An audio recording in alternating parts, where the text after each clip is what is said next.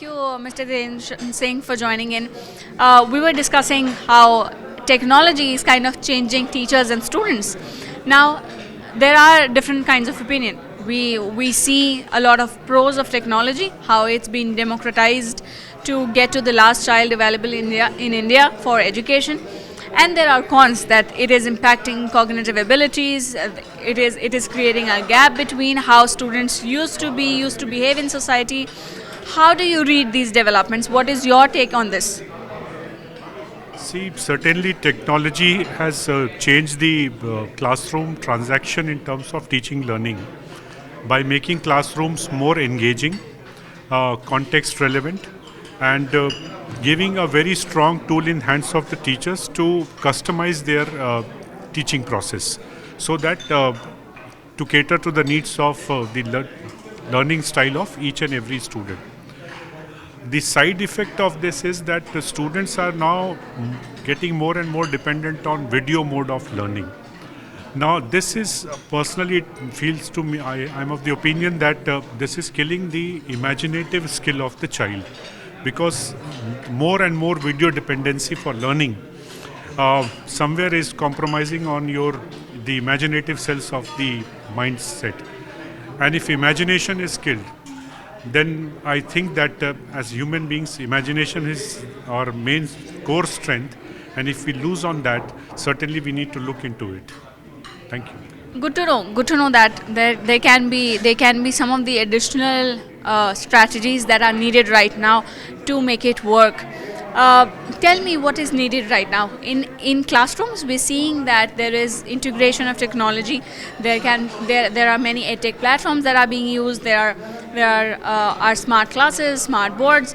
Now tell me what are some of the strategies that are needed to for the betterment of it. See, there is a lot of technology being used in schools now. It can be used for making a lesson plan which is very, very diverse in nature.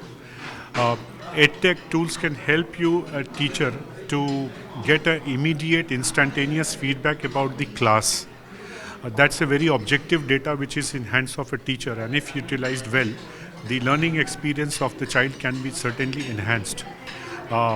With right kind of intervention, the learning ability of the child is going to improve if I am able to detect the learning gap. So teaching all these edtech devices and technology can help a teacher to give a variety of experience to the child. At the same point, it is giving you that tool by which you can work upon the weakness of the child or help him to get the concepts clarified. Then the third thing is that there is a lot of data which you can collect on a daily basis, and that will give the progress continuum of the child over a period of 10, 12 years. So as a school and later on as an organization, any educational organization, when the child is finally graduating out of the educational system, there is a complete profiling of the child which is available in the hand, and that is very, very objective. The element of subjectivity with the EdTech devices is minimal. So that's the benefit of using the EdTech. Good one. Now I understand while we're discussing and advocating for technological intervention, we are sitting right here in national capital, right? And I understand the level of democratization of technology is still a far-fetched dream for a lot of regions and students across India. In deeper regions, it is still yet to reach there, right? And for this concern, there is an opinion that says there is a scarce resource. We need more capital. We are unable to get this implemented or get in place because of the scarce resource. What is your view in this, and how can this take shape? What is needed? See, the capital will always be less, and we have to find out some creative way of doing it and probably bringing down the cost, the initial cost which is there. So I think that with some government support, if the initial costing is covered for the schools, and probably then over a period of time, the costing will go down. That's how we can increase the outreach of the technology to those areas, where the scarcity of resources is there, or where the manpower, the quality manpower is not available, because teaching is all about human to human intervention. It is not human to technology intervention. Technology is a via media, but yes, certainly it can help to cover up some of the gap. And human cost is always expensive, so if at a fraction of a price, if technology is available, I think it can be included. Good to know. Good to know. Now, in K 12, we are seeing a lot of changes happening, and there can be gaps which can be filled with reformed strategies and actionable strategies. Now, tell me, if I push you 10 years down the line, how would you see the K 12 classrooms evolve? It's a difficult question because, honestly speaking, 10 years back I was not even aware that something like ChatGPT will come.